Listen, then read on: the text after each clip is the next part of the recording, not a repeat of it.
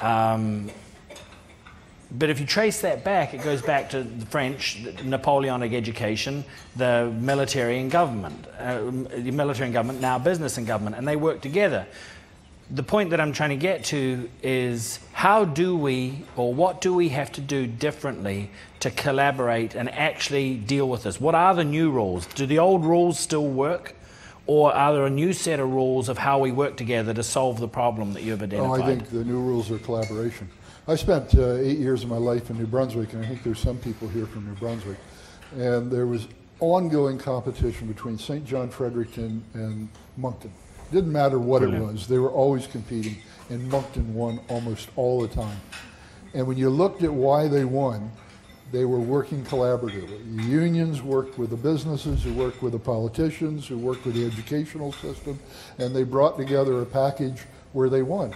And everybody else said, oh, that's not fair, they're cheating, right? Well, they weren't cheating at all. They were much smarter than everybody else because they weren't working together and they were trying to individually win out, and it wasn't very successful. So I take your point. So what if you were with this group here today to challenge them to a few things around how to collaborate together to solve this in a proactive way, what would be some of those points that you would challenge them with? I would say that this group really needs to put pressure on those other three groups to find ways of working together and articulating a broader vision, and whether it's education, labor, or business. And that, I think, is going to be critical. Got some response. Do we have some applause from over there? We got some over here. Because it's so, I mean, a lot of times people rub their hands and say, "Oh yes, how nice that is," you know. But given what I think the future looks like, that will not succeed. People have to get together and actually make a change, and a lot of people, I don't think, realize how important that collaboration is to actually achieve the level of change that needs to occur. I think the important point, and the risk in any of these conversations is how do you get past this, the platitudes. But I would like to challenge you tonight. We're trying to touch on some things that I'd like you to explore and process a little bit differently and deeply, because I've worked and watched a lot of companies say, and I suppose I have a term that says old behavior wrapped in new language. The risk that we've got is this conversation has been around for a long time. How do we get everybody to link the awareness, if you like, into profoundly different behavior? Do you understand the question I'm asking? I understand the question. I'll give you the pessimistic answer and the optimistic answer. Okay, that'd be great. I had the fortune of living in Britain in the late 60s, early 70s, and that was at the time of the difficulty in Ireland. And there was a commentator who was asked that identical question. And his response is, we'll solve the problem only when we have more deaths. Interesting. Trauma. So more deaths. More people are killed, the pain will be enough that we'll have to find some way to solve the problem. So the pessimistic answer is when more people are unemployed, and the more we realize the basis of the unemployment is skills and literacy, the more we will finally do something that needs to be done. The optimistic answer, I think you will, if there is an optimistic answer, it'll show up early next year. I've been very fortunate over the last year to be asked by both the federal and liberal conservatives and liberals and conservatives to consult on this, and they've initially shook their head and said, yes, we see this is important and we realize this is something we have to do, but I've dealt with politicians long enough to know that that doesn't necessarily represent truth. Truth emerges on the first order when the platform comes out, and the second order after they get elected. So that's when we'll really know. So that's where the government got their piece from, Rick, tonight. What can I like? I don't want the dialogue just to be the two of us. Is there are there some questions that you'd like to direct to Rick? There's somebody over here. Yes.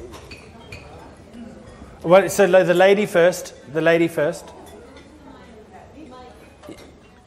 Have we got a mic or? Okay, there's the mic there. If you could come to the microphones, I think we've got 1, 2 there. Okay. Can you step up to the mic and ask the question, please? There we go. Oh. Yep. Yes, hi. My name is Sandra Wright, and I'm a workforce development employee for one of these local boards that are set across Ontario. And you have some publications from my colleague in Toronto in front of you. But my question is, or my concern, in my area right now, I've looked at the demographics, and I looked at the 2006 census, did an analysis based on the National Occupational Classification of the occupations. And what we're seeing just from the historical data from the census is that we have certainly a mismatch of the jobs versus the education level. And with some of the data that you're showing, we sort of have a bit of a different thing happening there anyways, is that about less than 40% of the jobs that we have require a post-secondary education. So the other 60% plus are just still in the low skill levels of the occupation if we classify them with the NOCs. So the concern is but we have a lot of university graduates with no jobs.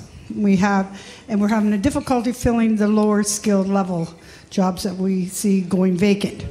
So it's really a tough sell to some of our counterparts now who are still suffering from the recession, and people are laid off. They're saying we need jobs, period. It's not necessarily that they're not skillful and we just don't have the jobs. But see the sorry? Can you ask the question? Can you phrase? So that's the yeah, foundation. Well,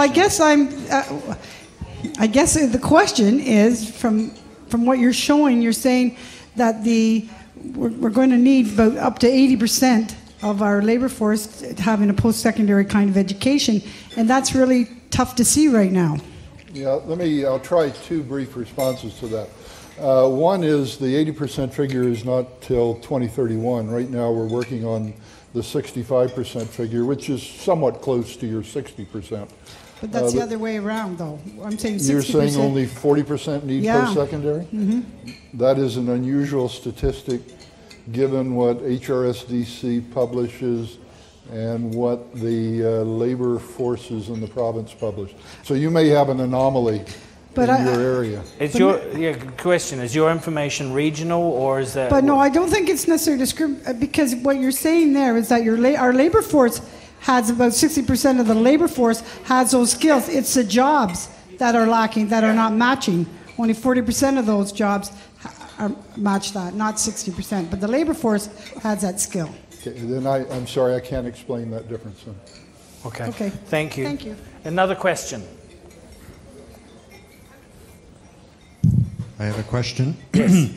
Could you just outline a little bit more clearly I know you painted a negative or the pessimistic viewpoint, but you talked about the social costs of not addressing this situation. Coming from Aboriginal communities, certainly we see the statistics and the demographics in terms of some of the social and other costs. I don't know if other Canadians recognize that, and I'm wondering to what extent you see those kinds of trends both present in the Aboriginal community and the larger Canadian society. Yeah, those trends certainly are evident in the Aboriginal community. They're generally evident in any community that has lower employment rates. You find that, particularly with literacy, kind of high correlations between unemployment, social difficulties, and economic and social prosperity. So, I mean, the argument is it's not necessarily causal, but it's certainly related, that if you can improve the skills and literacy levels, you can positively impact on the others. And the one slide I put up on the Aboriginal workforce participation rate clearly shows that we have not done a good job in providing those opportunities for that group of potential employees.